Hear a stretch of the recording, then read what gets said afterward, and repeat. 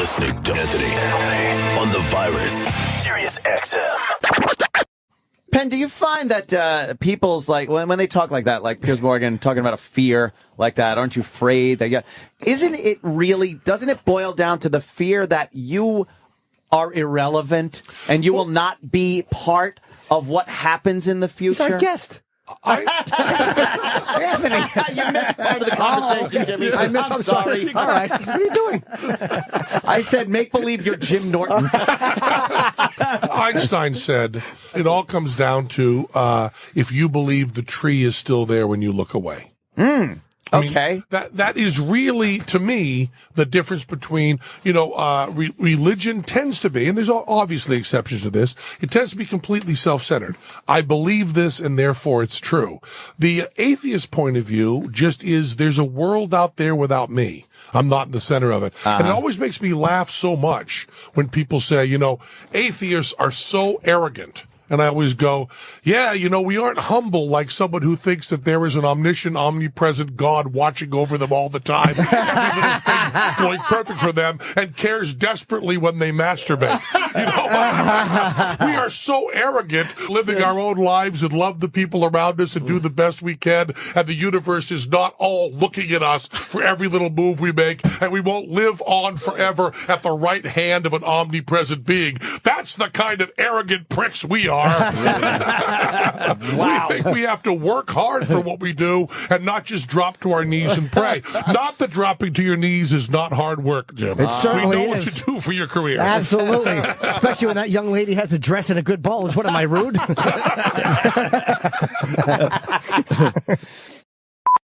The number of people that said they were non-religious as recently as the end of the last century, 1998, 99, the numbers were hovering around 1%. People that said they had no religion, 2%, 3%, way down there. The latest polls, and not like a nut poll, not like my poll, but like, a CNN major poll, 20%, 22%, 23% no religion. If you go to under 30, it goes to 30% no religion. If you called atheism a religion, which is like calling not collecting stamps a hobby, but if you were to call it that, it is the fastest growing religion in American history. I mean, that whole, and what is that attributed to, would you say? Well, I say, very sadly, I think a lot of it had to do with 9/11. 9/11 was a faith-based initiative. Exactly. 9/11 was people who, and I want to say this carefully so I'm not misunderstood, but the terrorists, the criminals, the sick people who did that, I think may have sincerely believed that what they were doing was right. And that is the biggest horror. That is a much bigger horror than Charlie Manson. Charlie Manson knew what he was doing was wrong. The fact that kind of, and the amount of the 3,000 people who died is the biggest tragedy in American history on American soil. But on top of that, the people who continue to die because of those religious fanatics. And I think a lot of people who were before that closeted atheists or closeted non-believers. Right. Atheist is a word that scares people, but just didn't have religion. We're finally willing to say, no. I know that a lot of my friends just said, I will not allow someone in my presence to talk about religion without saying, I don't believe in that, because we've got to stop crazy shit like this from happening. Yeah, don't you think science has something to do with it too? Like as science becomes more, like people have always needed something, like we were just fucking chimps. It was the sun, or it's always something higher than us. And I've heard. Now, when you say when we were chimps, you mean the people in this room, not humanity. Oh no, yes, I mean actually the four of us. I'm talking about. I remember that kind of vaguely. Yeah. It wasn't chimp. It was just throwing shit at each other to be silly. But they called us chimps. You're listening to Anthony. The U.S. has always been one of the most religious countries on the planet, and that is kind of going away. You've got the extremists, the fanatics are still there, but a lot of what would have been called liberal Christians and liberal Jews are now calling themselves non-religious, and it's what I was doing a lot of work for charity stuff, and someone asked me, why do you do all this charity work, and I said, I'm doing God's work because God isn't going to. Now, without any, but you can totally spin that without any of this spiritual repercussions that religion drills into your head. Why do you do nice things? Well, why do anything? Well, the question you're asking is the positive version of a question that I get asked pretty often, which is, if there's no God, what's stopping you from raping and killing anyone you want to? Nothing. And my answer is nothing. I have raped and killed everyone I want to, and that number is 0. What the fuck is wrong with you? What is your list? How many people are you going to kill? How many people do you want to rape? Because really, if my wife just kind of says, I'm tired, I'm automatically turned off, let alone rape. I'm not pulling out a gun or a knife. So they say, what's stopping you? And I go, what's making you want to? You fucking sick fuck. Here's my list of everyone I want to rape. Right here. Blank paper. Here's my list. Here's my list of everyone I want to kill. Yeah, it's another right blank there. paper. That's it. Yeah. I don't have a fucking list. And these people at a book signing will raise their hand and say, I say, could you please have security around that guy? Because we're in a bad position now. He has a list. And if I convince him the correct truth that there's no God, maybe he'll go down his fucking list. Maybe he should stay religious. But the thing is that the reason we help each other is because helping other people is the reason we're fucking alive. It's the reason in our hearts that matters. It's the best feeling you can get. Mm-hmm. It's another reason that I'm a libertarian. When I give money, and a lot of money or a lot of help or a lot of time to charity, I feel better than almost anything else I do in my life. Right. When the government puts a gun to my head and says, we're going to take this money from you and use it to help people, I feel like shit. Right. First of all, I want to show that I'll really do that on my own. And second of all, I don't like a fucking gun to my head. And third of all, I don't trust those motherfuckers to get the money where it belongs. Yes. They can't even run the fucking post office. FedEx whips their fucking ass. What makes them think they're the ones who can deliver food to AIDS patients? Right. I can do a better job on my own. You can do it. They got a skim going on fucking in the government. Look at Kickstarter. Okay? The National Endowment for the Arts, the NEA, the money they get from the government, they turn about, I forgot the exact number, but it's somewhere around 80% of that money ends up going to the artists. That's pretty good. Mm-hmm. Kickstarter, 99% of the money, and they've done more funding, and people have chosen it. Yeah. People have chosen to say, hey, that looks like a cool movie. I'll give these guys $50 to make their movie. What could be more beautiful than that? With Kickstarter and PayPal and Twitter, fuck the government. We don't need them. We're done. We got it covered. And with all the people giving from their hearts and helping people and giving charity, we don't need God. We can take care of each other. But the government has, again, that gun. The gun's a big thing. The Anthony Podcast. Atheism, I'm not sure if it's true or not, and I don't think, as you said, atheism has been a part of American history long enough. But do you think that given time and enough people doing this, that there is almost this feeling of hopelessness, nothing to work towards except death that would kind of bring everyone down in a way there's nothing to work for except life.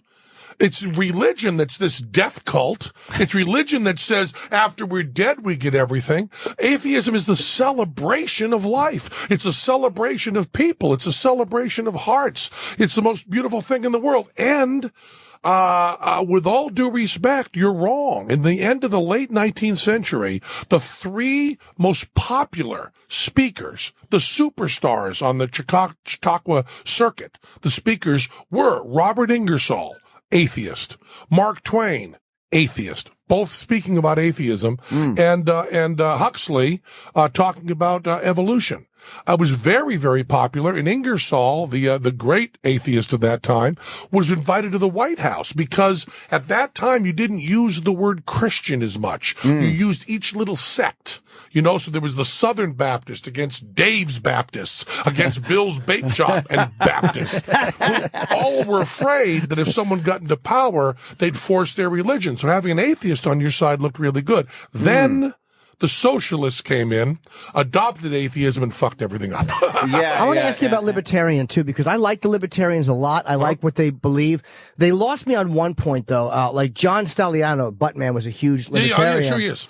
And when he was being targeted, and it was costing him like $2 million in legal fees, and they were trying to ruin him.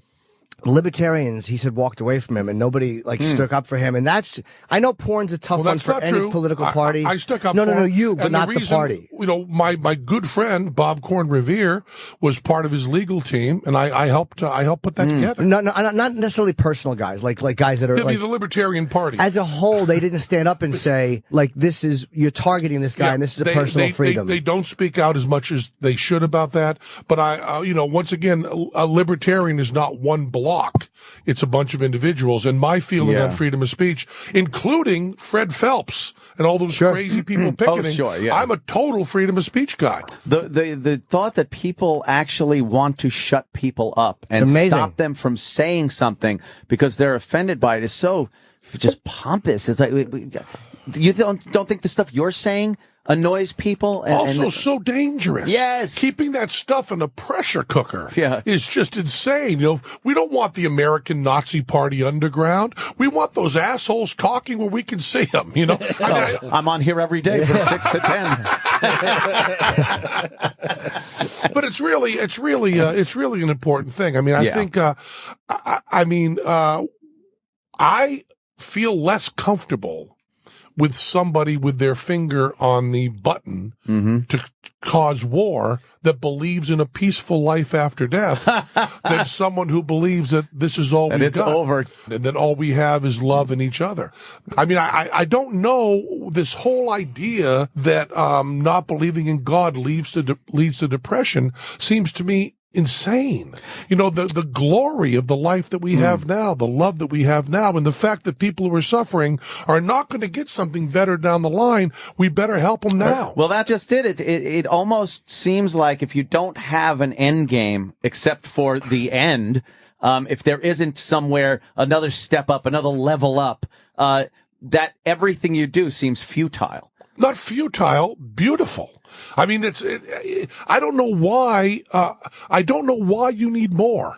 You are the most amazing numerical aberration that ever. The fact that you are here, the fact that you're living, the chain of events that had to take place is astonishing. Ridiculous. To get you here. Right. You've won the lottery. You've won the biggest fucking lottery that could ever be won in the universe. And then you get up in the morning and look at the sunshine and look at your friends and your family who love you, and you want fucking more. Fuck you. But what about? And I agree with you. But what about the people? And then again, that's playing devil's advocate. Or they have terrible lives, like girls that are grown up abused and raped by a father, terrible. And for them to realize this is all there is, it sometimes for some people that may be the only thing that keeps them going is, I had this child who died when they were 4, but I'll see them again someday. As opposed to the ugliness of this is all there is. Did you tell Susan Boyle she was beautiful, gorgeous? No, but I said my mother loves you. Yeah, there you go. Chip said that to her. My point is, yes, there is bad stuff in the world, but that does not make something else true. Right. And of course. It just means that we're responsible for helping. I some of the charities I work with in Vegas, like Opportunity Village, work for people with intellectual disabilities, and tries to get them back into the workplace. Some of those people have, rather bad lives. And there's a bunch of really good people trying to make those lives better. Yeah.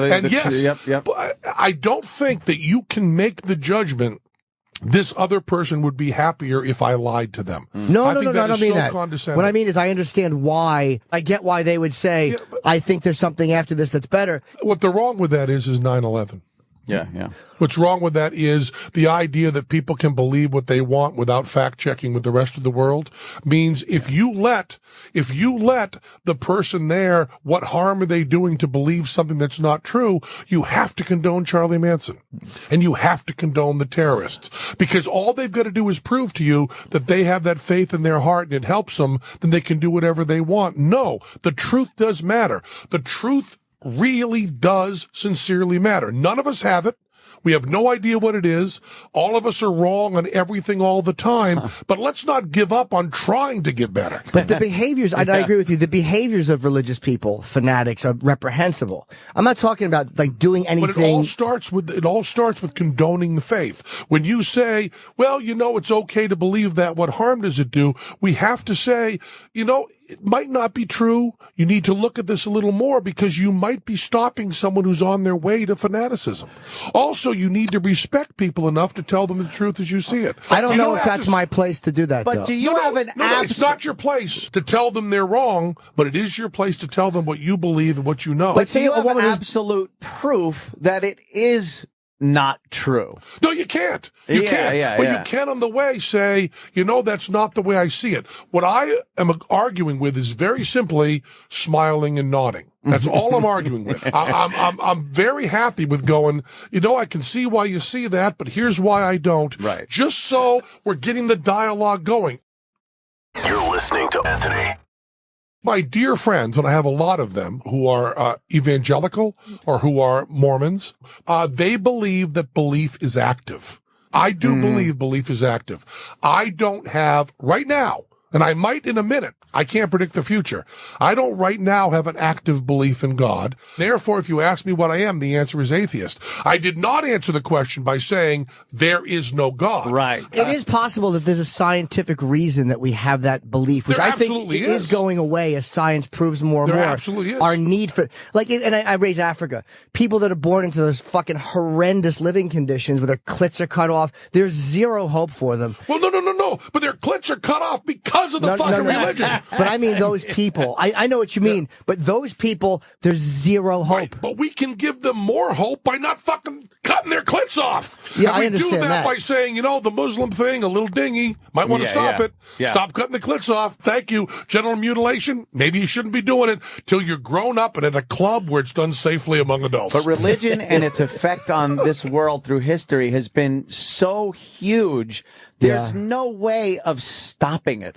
It will go away eventually. I think it will go away. So. It is going away wicked fast. It just seems like this innate need that people have to believe in something greater than I believe there themselves. Is. I believe it's almost primitive. I think it was called by somebody the transcendental seduction. You want to feel that, right? But wanting something and having it be true are two different things. Yeah, absolutely. And I think you can feel also there's some people who will say that that atheism doesn't have the awe and wonder of the universe. Well, atheism has nothing but awe and wonder of the universe. When you say, how did the world get here? I don't know. That's big, wonderful, That's a lot full of wonder. of awe. When you say, oh, God created in 7 days. Oh, all right. Oh, damn and the nutty thing is they talk about atheists not having, imagination to accept all this. Mm-hmm. The creation myths that are created by, let's say, Christianity, the Garden of Eden, Adam and Eve. My 7-year-old daughter can think that up. Black holes, supernovas, that kind of shit. It takes string theory, the Hadron Collider, the boson, the Higgs boson. All that stuff is really hard shit. The real stuff is so much weirder, so much cooler, so much crazier, so much deeper, so much more beautiful, and it's true. You've got everything over on this side. On this side, you've got Adam and Eve 7,000 years ago, ate an apple, they're sinned, we're fucked forever, we hate women, so long, good night. Over this side, you've got, we don't know, but on the way, we got fucking black holes and wormholes and the speed of light. And we got shit we can't, we got wasps that, can like look at like other wasps. We have octopuses that can change their color in order to communicate with other octopuses. And by the way, octopuses is the plural and not octopi. Fuck you. I'm done. Yeah, it's just I think it's great. It's a great take on things. I'm not a religious guy. I wouldn't consider myself an atheist because, and you said it yourself. But, you don't know. No, but you actively believe. Do you pray? No. Do you actively believe? No. I'm sorry, but you're an atheist. I hope though. Isn't hope a sort of faith? I don't know. Hope for things to go certain ways. You don't actually things actively. That are beyond my control. And the other thing is, with atheists, during sex, You talk to the person you're with instead of God. Isn't that a great idea? Yeah, Now, I'll tell you, though, if you don't remember her name, go religious right away. Oh, God, oh, God, oh, God. It solves everything. And that may be the creation of all religion. Who wants to talk to the person you're fucking? That's not fun. I like to pretend they're anybody else. Susan Boyle. Sirius XM, the virus. You're listening to Anthony.